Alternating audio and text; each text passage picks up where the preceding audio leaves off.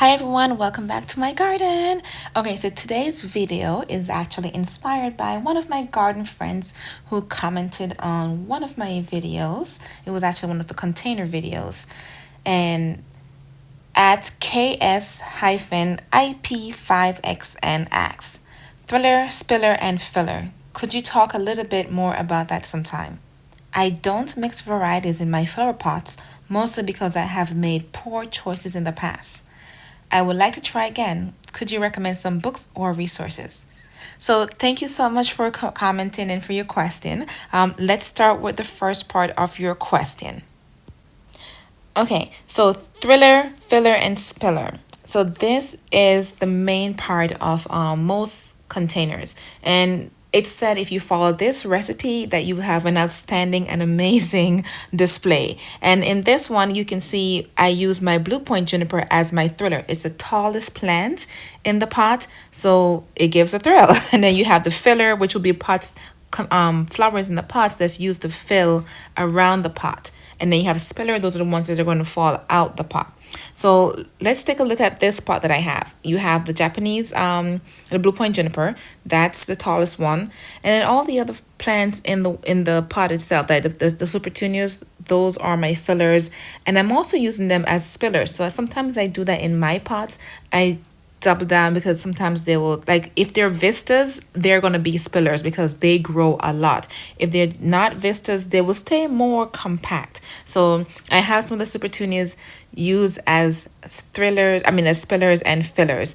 I also added a blue, um the purple, what's the purple flower called, the shield, purple shield. So I added that, so that can also add more contrast in the pot to give it. It's also kind of like I have two thrillers in the pot, but it's not as tall as the blue point juniper, but I love the texture and the color that it provided. So sometimes I play around with textures, and it's good to have different textures in your pot because it's more appealing to the eye. When I first started gardening, and let me show you a container that my first combination before I knew anything about thrillers, fillers, and filler. And you mentioned that you don't mix varieties because you've made poor choices in the past. You thought you made poor choice? Look at this spot. Right in this pot, I have a hibiscus, a tropical hibiscus, and I put a sedum in there as well as a kalanchoe. A tropical hibiscus gets pretty tall. Now, in my defense, when I had the hibiscus, it was a bit on the shorter side because that was the first season. The next season, it grew so tall, it was taller than the bench. It was 5 foot tall. So I'm like, yeah, this is not going to work in this spot. And for some reason, I thought it was going to stay this small height. And it was going to, over the years, it was going to grow bigger, not right away grow bigger. So this container was supposed to be like a yellow container. I have my lemon coral sedum. It had little yellow flowers on it, and I had my kalanchoys, which are kalanchoy. Those were yellow as well. And believe it or not, that empty space in the pot has a dahlia. Yes, a dahlia. I also put a dahlia in there. So there was quite a few things, and it was a yellow and red dahlia. I'll show you a picture of it. But that, I had to take the hibiscus out. I think I ended up leaving the lemon coral sedum and the dahlia in there, and I took the kalanchoys out. That dahlia got so big, it was almost 6 foot tall. So between that and the hibiscus, that was not a good pot combination because then you couldn't really see anything. The height difference was pretty vast. So that was one of my garden mistakes that I made for my pot. And I will say experiment in your garden. There's nothing wrong with adding different plants. Like, who knows? I could have probably left these in there. It may not be appealing to some gardeners, but it's your garden. You can mix whatever you want to mix together, whatever color palette you like to mix together. For example, I like 3 to 4 plants in my pot. I know other gardeners, the more you pack in there, the better. And that's what make them happy. It's just not for me. Maybe later on down the line, you will start seeing me packing my containers as well. But right now, I like as less amount of plants in there. And a lot of times you see in my garden, I have one plant in my containers. And some people are like, oh, you want to put one plant in your container. However, many of these plants are most of the time my hydrangeas. I have some in the past where they only look good with one. Um, and I liked it like that. Also, I tend to do a lot of mums, like the huge mums.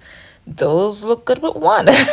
And another one is coleus. I might put two or three different kinds of coleus in there, but that doesn't follow the thriller, spiller, filler rule, because to me, coleus is their own thriller, spiller, and filler because they get tall, they fall out, and they just get huge. And I have a few different coleus that I've planted in the past, and they start off nice and small, but then they get huge, and I really like them. That they're so cute to me. The next one I have is my recent containers that I did. Another thing you want to be aware of is water requirements for the plants. Like some plants love water and they want to be watered every day while others do not. And if you look at this container here, there's way too much soil in here. So I'm looking at the plant and how do I get it in? I have to make a hole now. So normally whenever you're doing your containers, get probably like halfway full and then put the plants in, then backfill it with soil, with your potting soil, because this was way too much soil in there. But new gardener mistake. So this is my Blue Point juniper. You can do your thriller, spiller, filler method two popular ways. Either put the plant all the way to the back as I'm doing here, and the reason why I was doing this all the way to the back is because I know the flowers will not be seen from all sides of the container. This was going to be in the front of the porch, and I wanted the focal point to be of the plants that were in front of it. Besides, there was no sun in the back because it was facing the porch, so all the flowers would be on the front. Yep, here I go scraping up the extra dirt that I put in there because there was too much. But yeah, so only fill it up halfway, guys. So around the Blue Point juniper, it's going to be almost like in a U shape. I'm going to be putting plants in here. So I reused this container, I think 2 different seasons for different things. This one I'm doing a pansy because it was in the winter time. This was a pansy, and I'm using the pansies as my filler, as well as I have dianthus in here. Actually, no, the pansies were supposed to be my spillers, and then I have the lettuce here. Yes, the lettuce were supposed to be my fillers, and the pansies were supposed to be the spillers. So the pansies, they don't grow as much, so that was a short spiller, but I liked it. This was a very cute container. I'll show you how it looked after a few months, but I really, really, really like this. This is a very good combination. And here I am struggling with the dirt, with the soil. So yeah, don't put all the soil in there. They do it halfway and then you put your plants in. But this was so adorable. I really liked it. So as you can see, like I said, I'm going in a semicircle, like a U shape, with the flowers around the main one, which is the thriller. And these are all the spillers and the fillers that are going around the main one. So that's one way of doing it if your plants, the focal point will be facing the front. Now, the other plant that I did, the recent container I did, which I did the Canna Lily and my super tunas, that one, the plant will be seen, the container will be seen from all sides. So I actually went ahead and planted the Canna Lily in the middle. That's my thriller. And then my super tuners are going to be my thriller. They're going to be served as my thrillers and spillers, which I am thinking of adding in my sweet alyssum in there. So it would be like a yellow and white. So I may add that in there. Actually, I'm going to add it in there.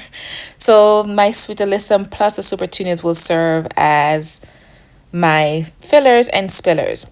But right now, as you can see, it's in the middle and I have space on each side left over for me to go ahead and add my additional plants. This way you can see a full circle moment, a full 360 view of all the plants.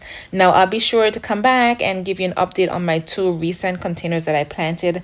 Even the other one I had, and this one is filled with so many different textures. I really like this one. There are also 2 thrillers in there.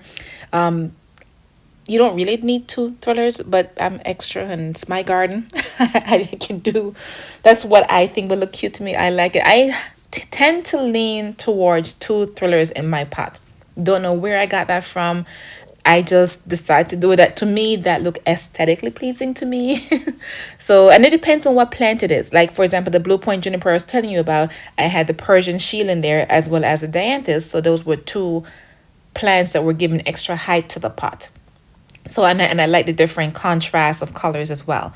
With the elephant ear and the Mona lavender, those are going to be my two thrillers. And then my spillers are going to be the super tunias that I have in the pot. And that, since it's in front of the porch, I also went ahead and planted the plants towards the front. So that's also in a U shape versus it going around the thrillers in the pot. Okay, and to your last question, I definitely encourage you to try again. Like I said, the plants actually have different light requirements, different soil requirements, and different water requirements. As long as you plant it with the ones that have similar requirements, I think you'll be fine. Look at the blue point juniper pot. That one does not need to be watered all the time. So what I did, I found it out after I planted it. I tilted the pot more forward, and that's another reason why you see many of the super tunias were leaning forward, as well as the sunlight was in that direction. Two, I didn't want the blue point juniper to get baked in the sun because I think it was going to get burned. So I pulled the pot a little bit further towards the porch so it gets more shade. And the water, when I water it, it goes towards the front of the pot. And I will intentionally ignore the water in the back part too frequently because the super tunias were getting watered every day. And I didn't want that to happen.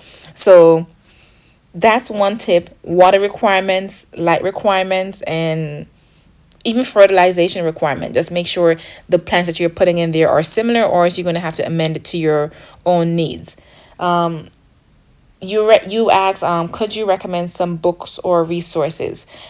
I would say Proven Winners. I use Proven Winners plants a lot. They're very good. Whenever you purchase plants from them directly, they send you a book and it has a lot of little information in there on different requirements for watering the plants and taking care of it. Even the plant tags themselves. If you look at the plant tags, it tells you even before buying it what the light requirements are, what the zone requirements are, as well as different fertilization needed and how much shade is needed. Pretty much all the information of the plants is on the tag, so that's your best friend. Also Google. I will Google what can this hydrangea tolerate shade or sun or how many hours, and I will check to see which one it can. And some of the hydrangeas in my garden are not meant for my zone 9B, but I still do it. So experiment. Like, you will hear someone say something, okay, no, this is not for your zone, and I'm like, nope, I'll try it anyways. And it comes back. Like, even the bulbs in my garden, you've heard me say many times, like, oh my goodness, in zone 9, the bulbs are not supposed to come back, and they have returned in my garden.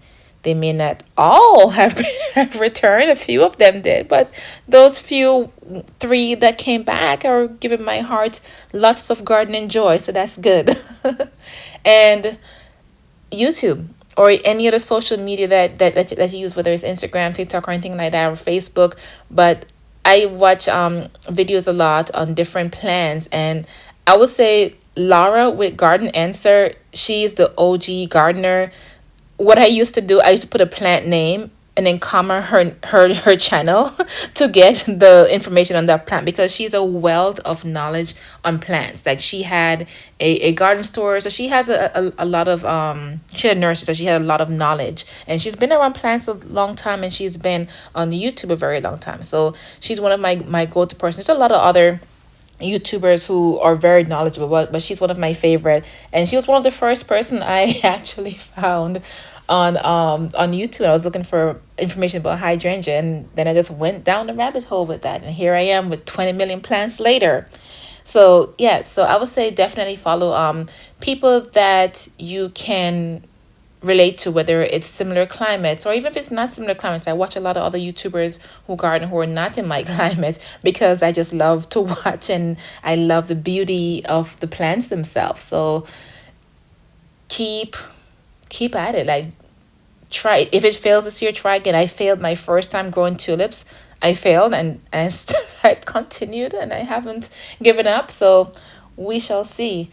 There's a lot of other books as well. I haven't invested in any as yet. I'm actually looking at growing vegetables. So I have two books currently in my cart. And the other ones are called Raised Bed Gardening for Beginners. Everything you need for raised bed gardening. I think it's by Tammy Wiley that wrote the book. So I haven't read it yet. It's in my cart because I'm going to be doing a bit of raised bed gardening, and I love the almanac. I think it's Johnny Seeds. They have or is it California Seed Company? I think it's California Seeds Company. They have an almanac which pretty much tells you what to plant each month and what grows best, because I haven't done vegetable gardening before. So that's something I'm looking forward to do this year. And a lot of people will comment and say, hey, no, don't do that, don't do this, or recommend this. So the gardening community has been very wholesome. That's very welcoming, very wholesome. So that's an amazing thing. There's always help when you need it. And it's a journey, guys. It's a journey. So I want to say thank you once again for your comment, and hopefully I was able to answer your question from a new gardener to a new gardener. So thank you. Happy gardening. Bye.